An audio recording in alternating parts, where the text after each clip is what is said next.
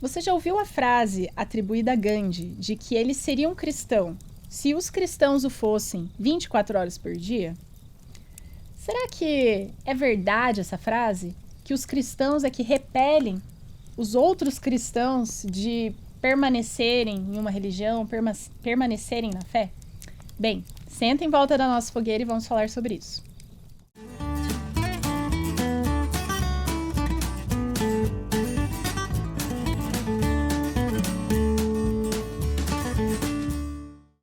Essa é uma objeção muito comum de pessoas que não querem se unir a um grupo religioso, uma religião, por causa exatamente das pessoas ou às vezes do líder daquela religião em específico, porque a pessoa não vive de acordo com o que ela prega. Ou muitas vezes a pessoa já participou de uma igreja, de uma religião, e foi extremamente machucada e decepcionada por alguém que fazia parte ali daquele grupo. Então, por causa daquela pessoa, ela se afasta, ela sai da igreja por causa dessa decepção. E por mais que essa pessoa que fez um mal para outra e fez com que ela se afastasse, às vezes até de Deus por causa da sua influência, vai ter que se acertar um dia com Deus, eu gostaria de olhar para o outro lado dessa equação, o lado da pessoa que se afastou da igreja e muitas vezes de Deus por ter sido decepcionada ou por sentir que as pessoas ali não estavam coerentes com a sua pregação. Mas, para falar sobre isso, primeiro vamos pensar o que, afinal, é a igreja. A Bíblia coloca que a igreja é o corpo de Cristo.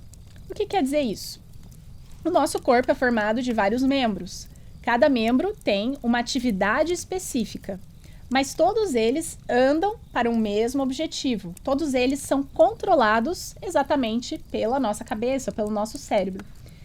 E que voluntariamente ou involuntariamente está controlando todas as atividades ali dos membros em prol de um objetivo comum. E a igreja deveria ser a mesma coisa. Vários membros com habilidades diferentes, com atividades diferentes, mas que estão indo para um objetivo comum, pois são controlados por Cristo, que é a cabeça. E dessa analogia, nós podemos tirar algumas lições. A primeira é que nenhum membro se torna mais importante ou menos importante por performar alguma atividade diferente, pois no nosso corpo todos os membros são importantes, e eles são importantes porque trabalham em conjunto.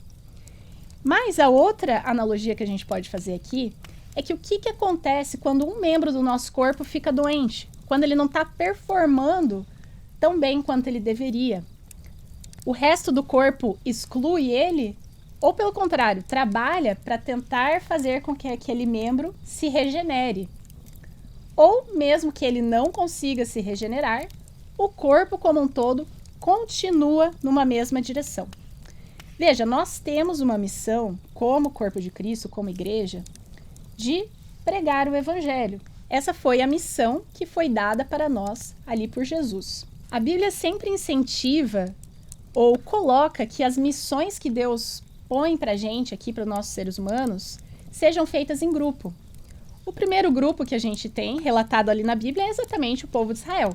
Então, a missão pode ter sido dada ali inicialmente para Abraão, mas de Abraão seria formada uma família, que seria formado um povo, e esse povo iria cumprir uma missão de levar a lei de Deus, de levar o nome de Deus para todas as pessoas do mundo, efetivamente.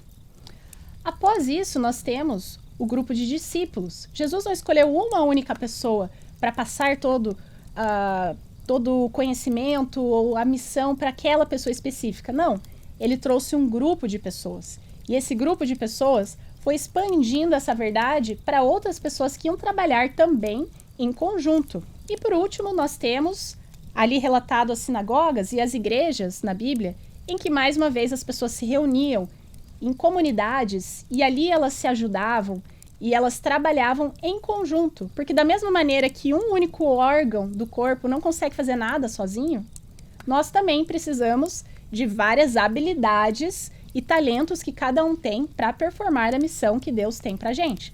Nós temos a nossa missão individual, é claro, mas quando a gente se une com as outras pessoas, é que a gente consegue cumprir a missão global de Deus, que é levar o seu caráter, a sua mensagem para todas as pessoas. E aí a gente tem que analisar os frutos de cada uma dessas decisões. A decisão de permanecer nesse grupo, que é claro que sempre vai ter pessoas que não vivem o que pregam, ou até trabalham contra a missão de Deus. Deus sabia que isso ia acontecer em todos esses estágios aqui que eu coloquei da história. Mas mesmo assim, é no grupo, é na união de forças que a gente consegue completar a nossa missão. E qual que é o fruto da pessoa que tenta ter a sua religião sozinha, destituída de uma comunidade? É muito mais difícil você manter os seus princípios e principalmente difícil de passar para as próximas gerações, para os seus filhos, para os filhos dos filhos. Esses valores, esses princípios acabam se perdendo, porque os amiguinhos do seu filho não têm os mesmos valores. Toda a comunidade é só você. É muito mais difícil você passar essa mensagem do que se você tiver a ajuda de uma comunidade por trás, de uma igreja. E apesar de nós termos várias objeções justificadas, de pessoas que foram realmente traídas por alguém ali dentro da comunidade e que dificulta, às vezes, a pessoa até de continuar indo na comunidade, na igreja, enfim, nós também temos muitas objeções que eu acho um tanto quanto injustificadas. Então a gente vê, às vezes, a pessoa falando que eu não vou mais naquela igreja, naquele grupo, porque ninguém falou comigo. Ou ninguém fez nada por mim, ninguém me visitou. Mas veja, se ninguém falou com você, é porque você também não falou com ninguém. Se ninguém te visitou, provavelmente você também não visitou ninguém. Você está exigindo de uma outra pessoa o que você mesmo não está fazendo. Não seria o caso de você trabalhar os membros da igreja, e a igreja é formada por pessoas exatamente como você. Então, cabe a você ser a diferença e ser a mudança dentro desse corpo, dentro dessa comunidade que você acha que tem que ser feita. Nós temos a liberdade de tentar melhorar ou tentar fazer diferente tudo que a gente acha que está errado. Nós não podemos negar que existem pessoas ruins dentro do corpo da igreja. Pessoas que às vezes estão até trabalhando contra a missão. Como a própria Bíblia diz, o joio e o trigo ficam por um tempo juntos, para você depois ver quem é quem. Porém, a gente também não pode negar que existem muitas pessoas boas na igreja. As pessoas, talvez as melhores pessoas, algumas das melhores pessoas que eu já conheci, eu conheci dentro da igreja. E se nós analisarmos dentro da nossa sociedade, são as comunidades religiosas que fazem muitas vezes os maiores trabalhos de caridade, que iniciam hospitais, que iniciam escolas. Tudo isso performado por pessoas, por membros que estavam sim tentando fazer a diferença. Apesar de algumas pessoas dentro daquele meio poderem estar trabalhando contra ou terem valores diferentes do que elas mesmas estavam pregando. Então, com todas essas coisas que eu falei aqui hoje, eu queria incentivar você a sim permanecer e participar de uma comunidade religiosa, aquela que você entende que segue a palavra de Deus e que tem ali dentro das suas doutrinas, dos seus entendimentos, um alinhamento, o maior alinhamento possível realmente com a palavra de Deus. E com certeza, e infelizmente, terão sim algum joio ali dentro daquela comunidade. Pessoas que vão te decepcionar, que vão fazer mal, que não vivem de acordo com o que pregam, mas isso não é motivo para nós não participarmos da comunidade. Porque aí você tem que pensar na motivação, no que te leva a participar ou não dessa comunidade. Se você está indo lá para ser servido, com certeza você será decepcionado. Alguém não vai fazer o que você quer, você não vai gostar de alguma pregação, de alguma coisa que foi falado. Porém, se você for lá para servir, eu te prometo que você vai achar duas coisas. A primeira é muito trabalho para fazer e muita coisa até para fazer diferente, se é que você julga que assim deve ser.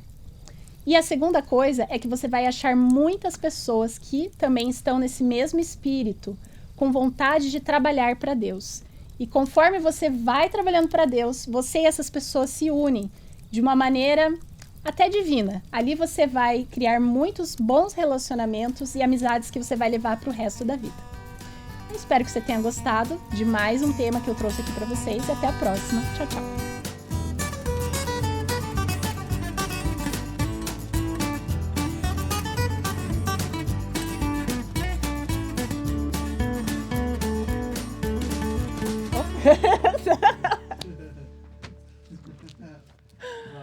Ai, ai. É pra eu refazer esse aqui porque não tá bom. Refaz. Não, foi tudo planejado. Isso, beleza.